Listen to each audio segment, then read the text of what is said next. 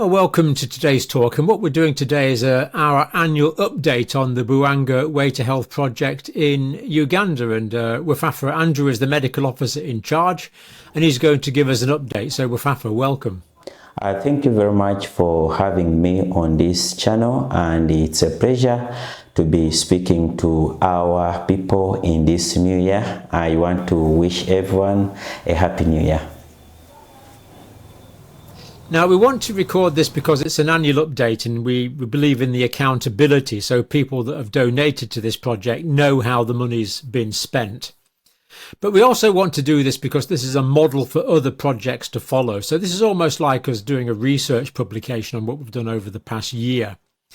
And we want to talk about the community health work, the new clinic for medical treatments, the mill where we're making the milling the flour, 250 orphans that we're currently feeding, the skills centre where we're making clothes and use sewing machines, the 100 old people we've helped in their homes, the poultry farm that's producing the eggs, and of course we're growing fruit, coffee, bananas, maize, avocados and oranges, and more to talk about as well. So maybe first of all, Wefwafwa, update us about the community health work, which was the original work we did on this project, but it's still ongoing.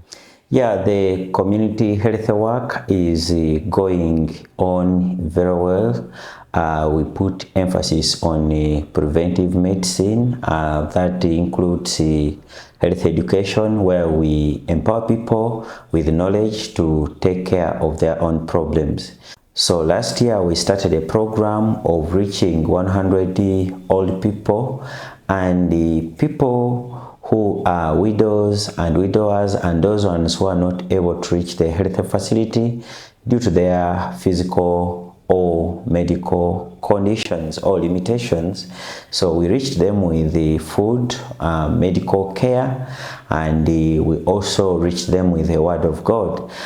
We also went on to treat a lot of people from the community. For example, a situation where we rescued the children of malnutrition, we rescued children of malaria, and we also rescued some children like Eve, who had the bacterial lymphoma, and very many children in the community. Would these children have died without your intervention, without you going to help them? Yeah, these children would have probably died because, for example, a child who had the bacterial lymphoma, it was progressing at a very high rate when we found her. But then we were able to take her where she was able to start treatment, and she has improved. But prior to that, her situation was progressing at a very high rate. And as well as that, there's all the ongoing health education and preventative medicine that we practice as well, isn't there? Yeah, health education is a key thing for our organization, because we believe that when people are empowered with the right information, they are able to make smart decisions about their health. Yeah, sure. Now, what are these 250 orphans we're feeding? Where did they come from, and how do we feed them? The 250 orphans came from our village and the surrounding villages. These are children who lost their parents, but we also have other children who are not orphans, but they are children in need, or they are less privileged. So we help them as well, and what we feed them is we feed them on food that includes beans, posho. We also feed them on eggs and the other things that we plant. And we know that these 250 children, once we started feeding them, their schoolwork has dramatically improved, their growth has dramatically improved, their mental development has greatly improved. If we hadn't started feeding them, do you think there'd be a lot of malnutrition problems in these 250 children now? Yeah, I'm very certain that there would have been cases of malnutrition among these children, but it is also evident that when we started feeding them, the performance at school improved and the children are happy and they look healthy. Reports that I've gotten from school, many of the children that we are feeding are performing excellently in their class. So it has been of great importance. Now, we've opened a new clinic, haven't we, for medical treatments, because it's a long way to travel to the district hospital.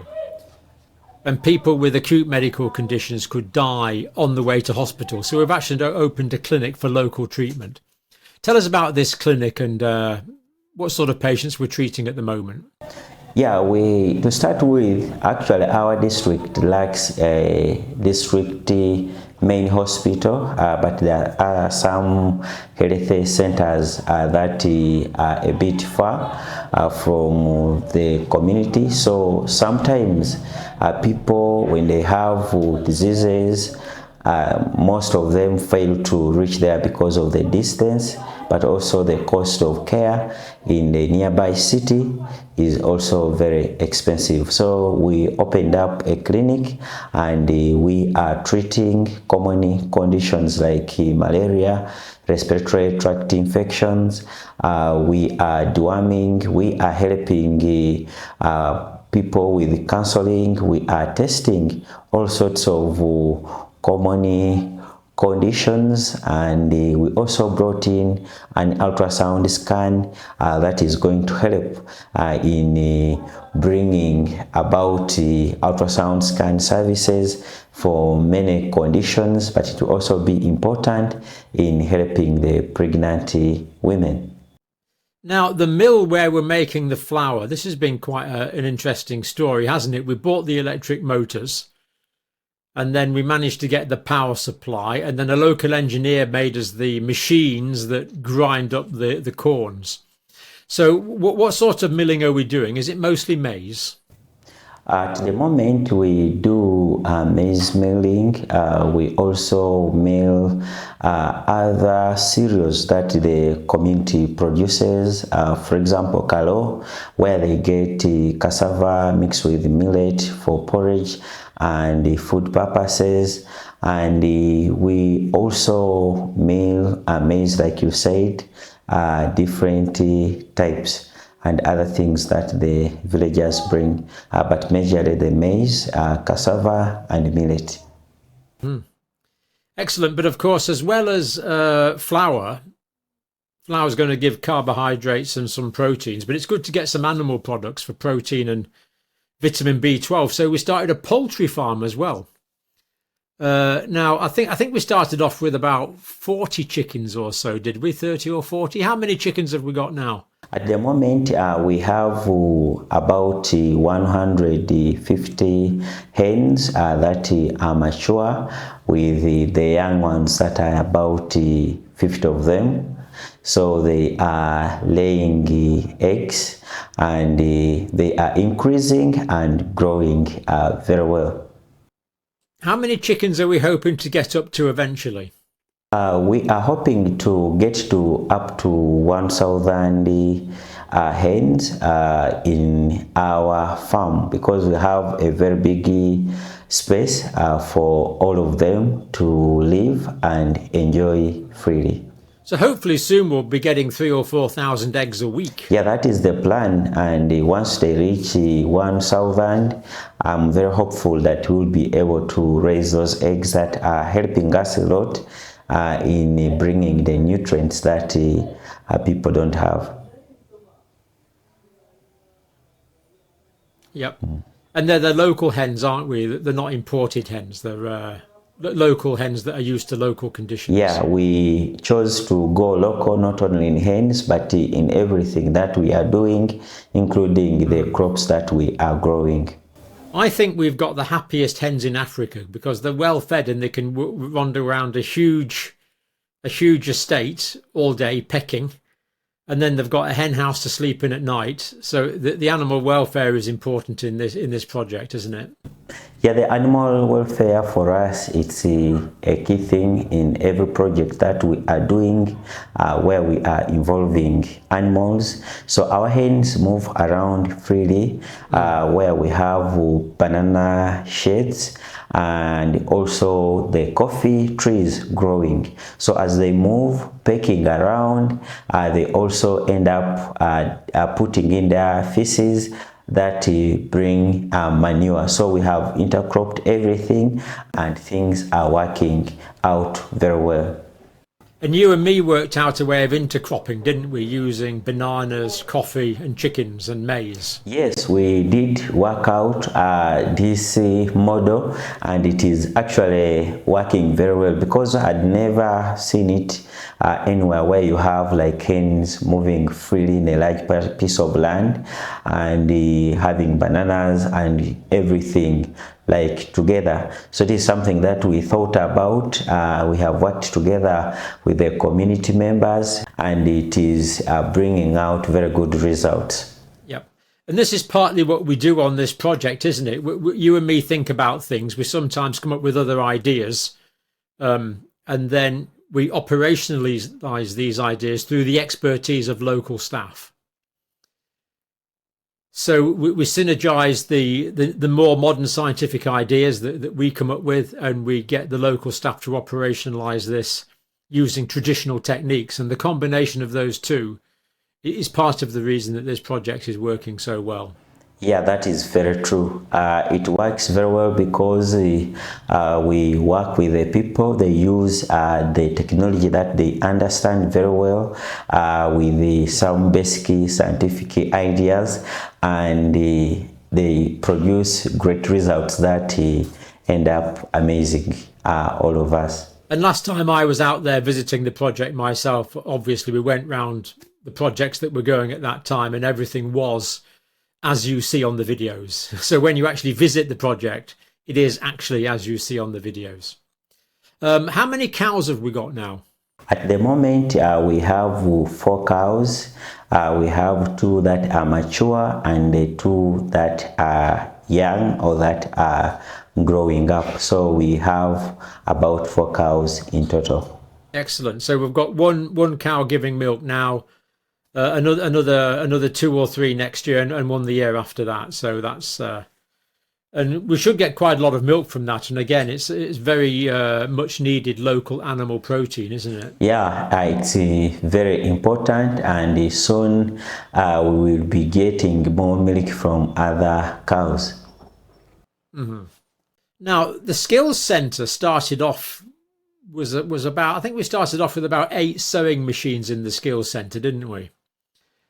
How many sewing machines have we got now, is it?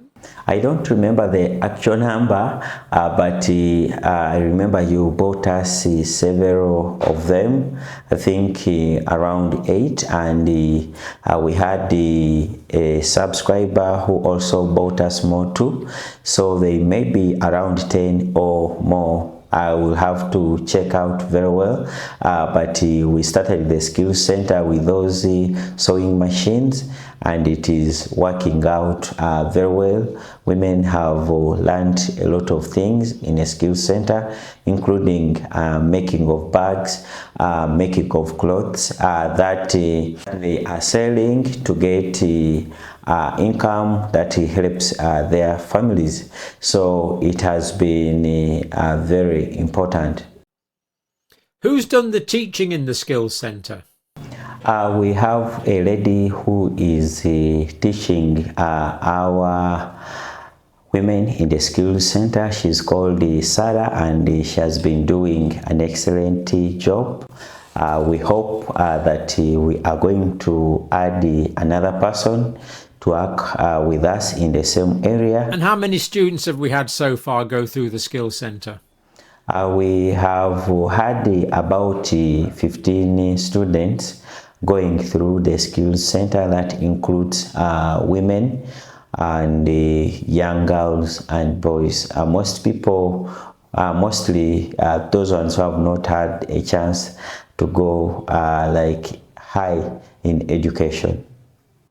Excellent. And the plan is to teach a wide variety of skills as well. So I think we're going to start hairdressing as well, are we? Yes, we are starting hairdressing as well in this new year, and we want to also be able to teach welding, and we will continue with our tailoring, and we may also be able to bring in catering with time, but in this new year we are adding hairdressing, and we are also going to put welding.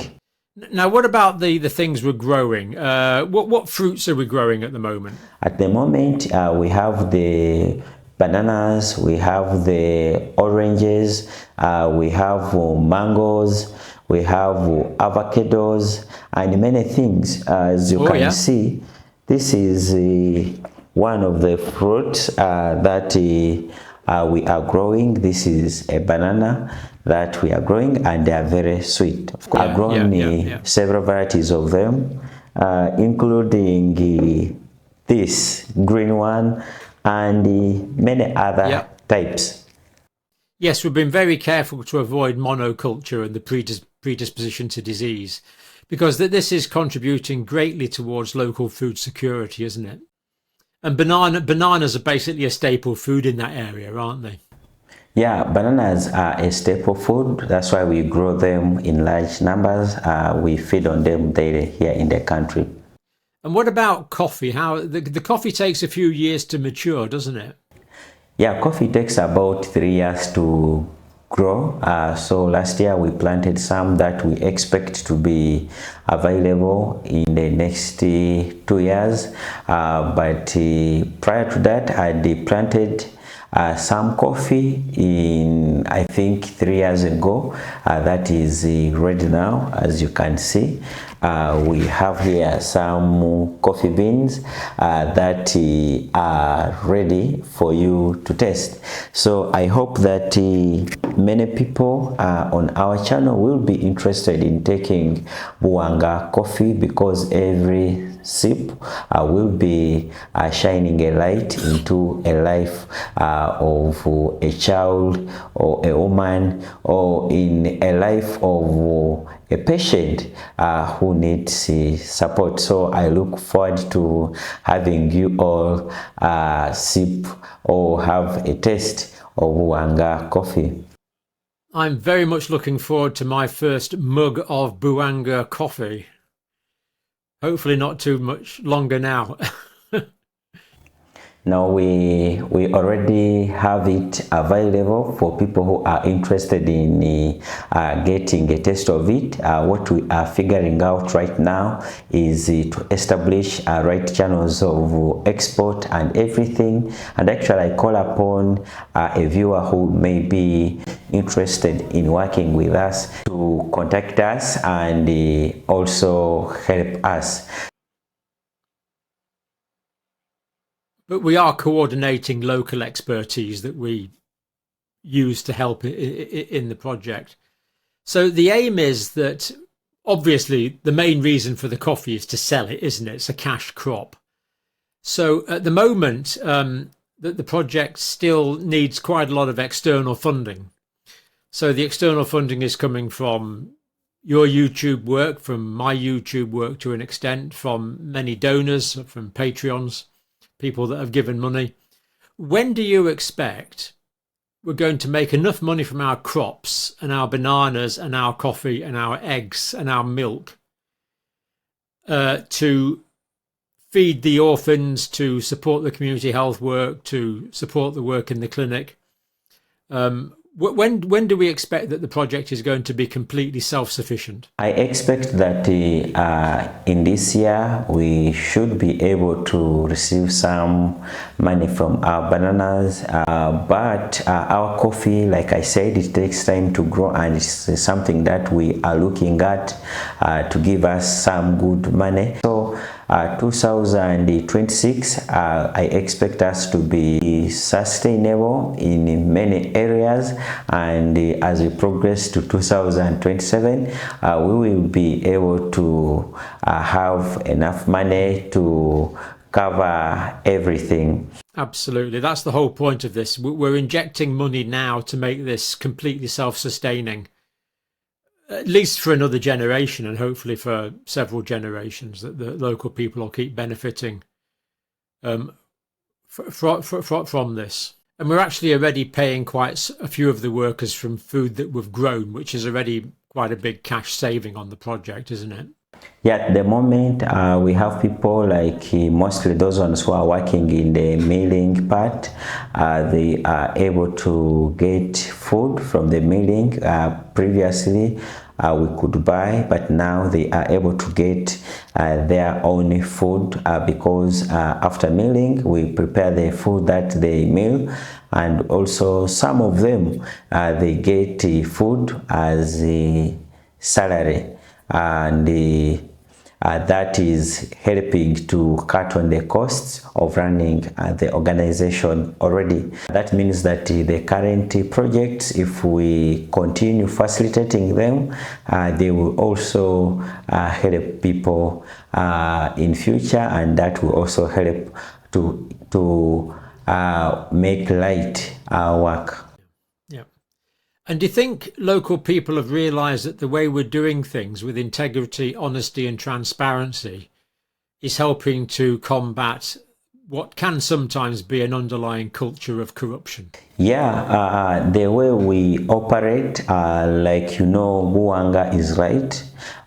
We are very clear with what we want, and I'm very serious on ground. I want a result, and I want clear accountability of whatever that we invest, and people have also come to learn the way we do things.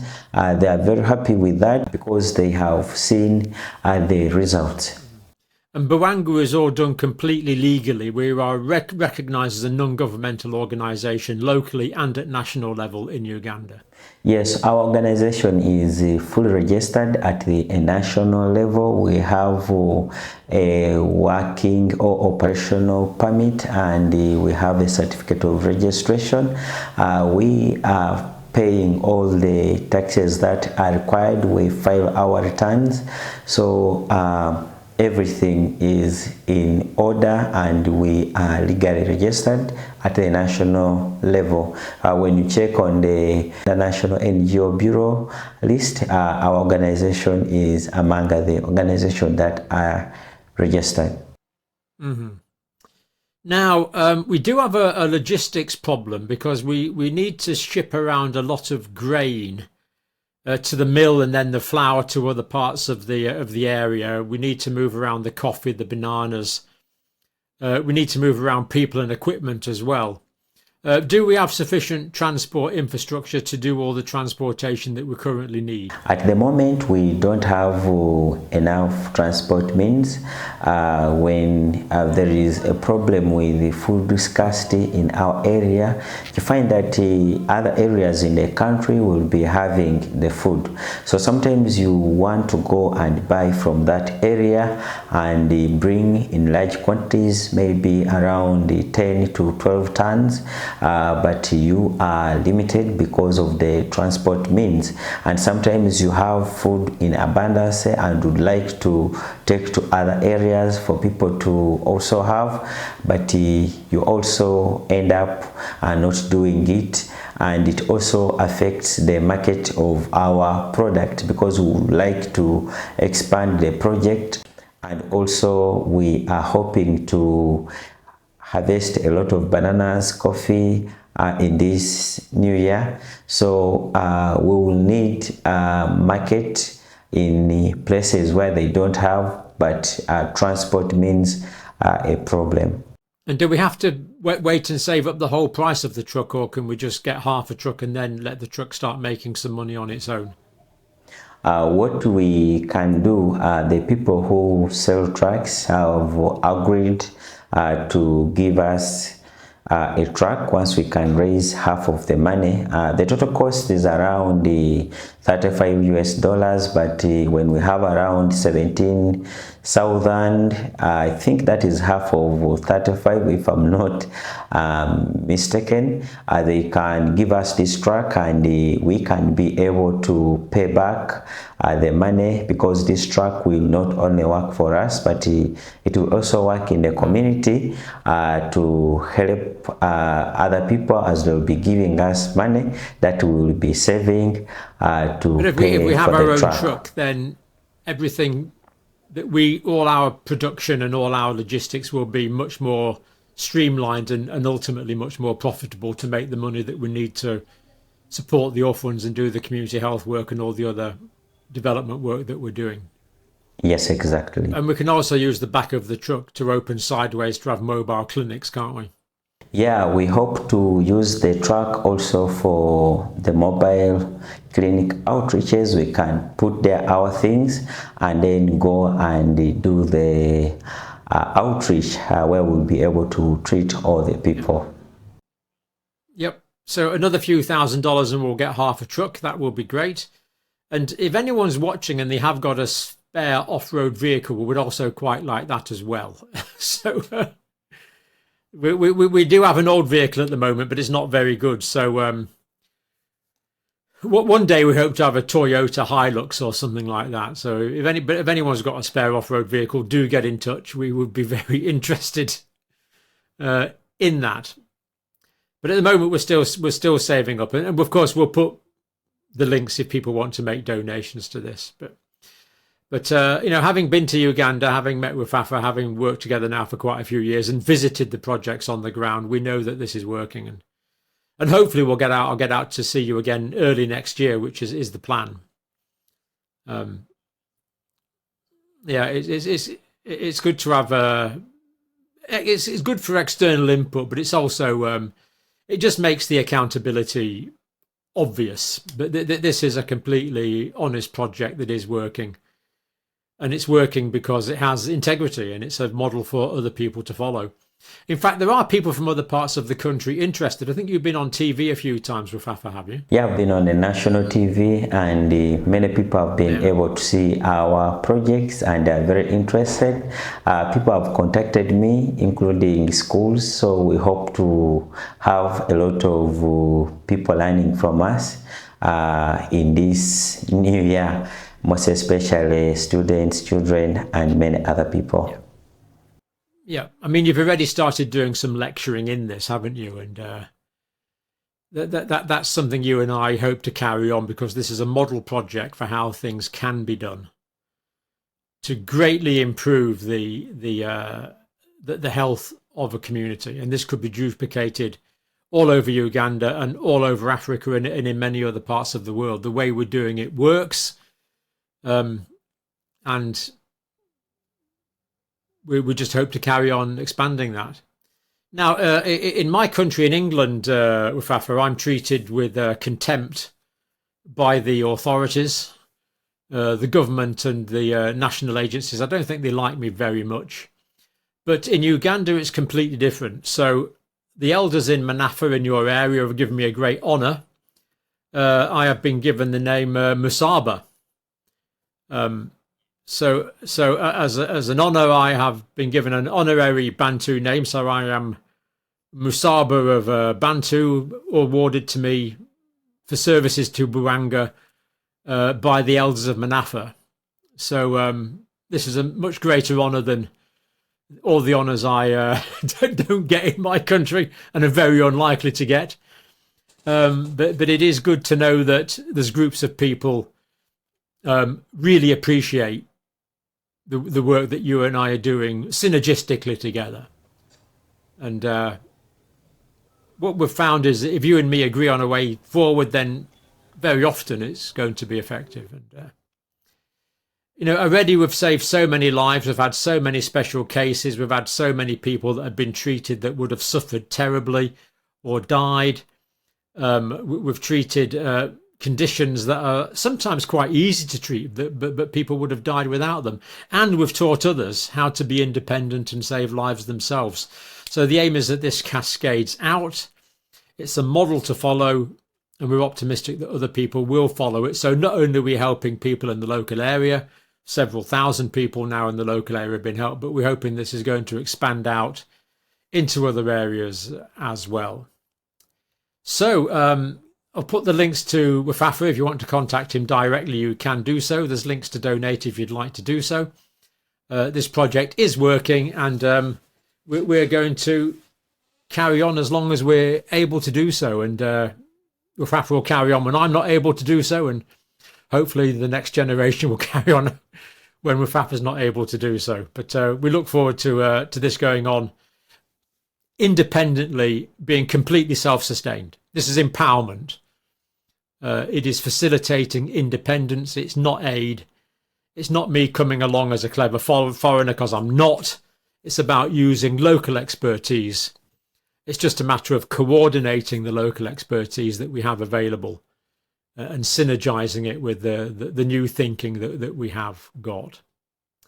So for now, Wefwafwa, that's excellent. I look forward to the whole video. And for now, thank you for coming on. You're welcome. Thank you for having me.